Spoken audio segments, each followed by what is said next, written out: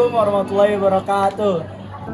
Perkenalkan, nama saya Taufikur Rahman dari kelas 15. Saya perwakilan dari kelompok 4 ingin mempresentasikan tentang hasil dari pencarian kami tentang prinsip-prinsip dasar syariat Islam.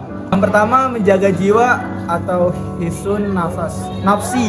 Kedudukan jiwa dalam agama mendapat perhatian yang sangat besar dan vital untuk dijaga dan pelihara kelangsungannya, serta mencegah segala hal yang dapat mengancam atau menghilangkan jiwa atau nyawa seseorang.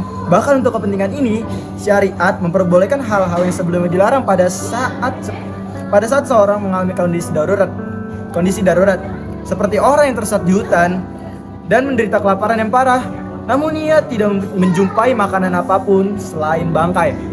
Maka ia diperbolehkan memakan daging bangkai tersebut sekedar untuk menjaga nyawanya agar tidak melayang, sehingga tidak boleh berlebih-lebihan hingga kenyang. Begitu juga saat seorang merasakan sangat haus mencekik kerongkongannya, tapi tidak dapati minuman apapun selain khamar atau minuman keras. Sementara jika khamar itu tidak segera diminum, berakibat nyawanya akan hilang. Maka diperbolehkan baginya minum khamar itu sekedar menghilangkan dahaganya. Oke, selanjutnya saya akan membacakan prinsip-prinsip dasar syariat Islam. Yang kedua, yaitu menjaga akal. Hifzul aqli. Akal adalah nikmat terbesar setelah nikmat kehidupan.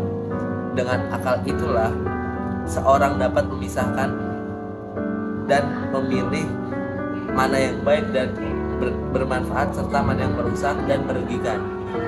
Dengan akal, manusia bisa terbang lebih kecepatan. Burung dengan diciptakannya pesawat terbang mengalahkan singa, beruang, buaya, hiu paus, dan lain sebagainya.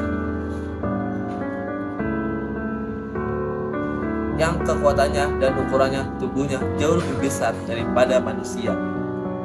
Bahkan luar angkasa pun bisa ditembus dan perut bumi bisa dieksploitasi kandungnya untuk kepentingan manusia secara luas.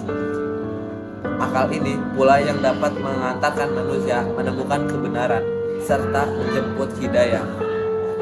Karena itu, eksistensi akal harus senantiasa dijaga dan dirawat kemaslahatannya.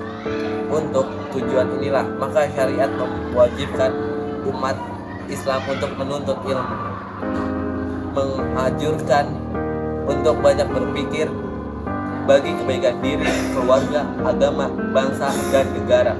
Selain itu, melarang mereka dari mengkonsumsi narkoba, minuman memabukkan, khamar, menonton film porno, banyak main game, dan semacamnya, karena dapat merusak otak manusia.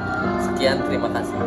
Selanjutnya yang ketiga adalah menjaga agama, yaitu hifzuddin, yang dimana agama sebagai penuntun hidup manusia agar teratur, tertib, seimbang lahir dan batin, serta mengarahkan manusia agar hidup bahagia, selamat, dan mulia dunia dan akhiratnya. Karena itu syariat menetapkan berbagai tuntunan untuk menjaga, merawat, dan mempertahankan eksistensi agama, seperti menegakkan salat 5 waktu sebagai tiangnya agama, berjihad melawan penjajah yang dapat membahayakan kelangsungan agama, menyebarkan dakwah Islam baik dengan lisan, dakwah bil lisan, tulisan, dakwah bil kitabah, maupun aksi-aksi sosial, dakwah bil hal. Selain itu juga syariat melarang berbuat syirik atau musyrik, kufur atau kafir, nifak atau munafik, keluar dari Islam yaitu murtad, kawin dengan non-muslim di mana semua itu dapat menggerogoti bahkan bisa meruntuhkan ketahanan agama seorang muslim dan muslimah. Juga tidak boleh menghina Tuhan dan agama lain, karena sama saja dengan menghina Tuhan dan agama Islam itu sendiri. Selanjutnya, yang keempat, menjaga keturunan atau hifzun nasli. Keturunan ibarat separuh jiwa keberlangsungan hidup manusia yang diberi anugerah berupa naluri seksual.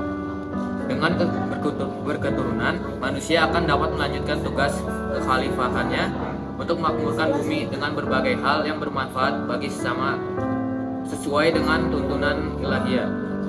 Maka menjaga keturunan menjadi perhatian penting dalam syariat Islam agar tercipta harmonisasi kehidupan sosial mulai dari lingkungan rumah tangga, komunitas masyarakat hingga tatanan bangsa yang mendukung ketahanan sebuah negara.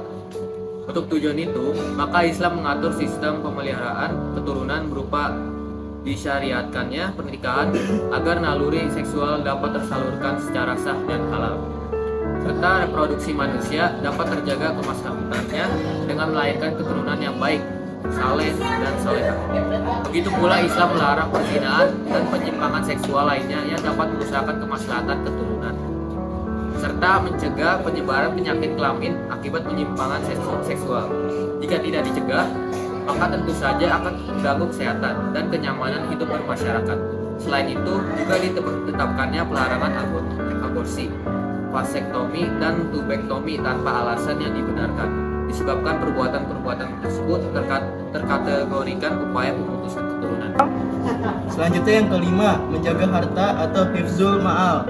Harta merupakan wasilah atau perantara tercapainya berbagai keinginan hidup bahagia meski sifatnya relatif. Juga bisa mendukung pelaksanaan ibadah. Dengan harta orang bisa membeli pakaian untuk menutup aurat yang notabene salah satu syarat sah sholat. Digunakan untuk bersedekah, berzakat, wakaf, hibah, berhaji, mendukung kesuksesan acara-acara peringatan Hari Besar Islam atau PHBI dan lain sebagainya. Karena itulah harta harus dilindungi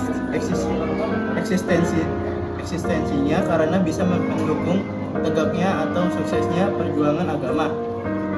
Terkait manfaat harta yang sangat besar ini, maka syariat mewajibkan umat Islam untuk mencarinya dengan cara yang halal. Bahkan menggolongkan pencarian nafkah halal itu sebagai bentuk jihad yang bila mati saat mencari nafkahnya, maka matinya termasuk mati syahid. Kemudian setelah harta atau uang itu diperoleh, hendaklah ditasyarufkan atau digunakan untuk memenuhi kepentingan pokok seperti sandang, pangan, papan, serta kebutuhan lain yang statusnya halal. Juga tidak lupa untuk berbagi kepada sesama lewat sedekah, zakat, infak, sedekah yang bermanfaat untuk melindungi harta dari kejahatan dan musibah sekaligus melipat gandakannya. Selain itu, tidak diperkenankan pula harta tersebut dipakai secara berlebihan atau untuk sesuatu yang sia-sia seperti berfoya-foya, merusak barang sendiri dan semacamnya. Syariat Islam juga melindungi hak kepemilikan harta seseorang yang diperoleh dari jerih payah keringatnya sendiri dengan seperangkat peraturan yang melarang siapa saja untuk mengganggu harta milik seseorang baik mukmin ataupun kafir. Karena itu Islam melarang tindakan-tindakan kriminal seperti pencurian, perampokan, pembegalan, pemaksaan, perampasan atau penjarahan, penipuan, vandalisme atau pengerusakan atau perbuatan zalim lainnya yang merugikan orang lain.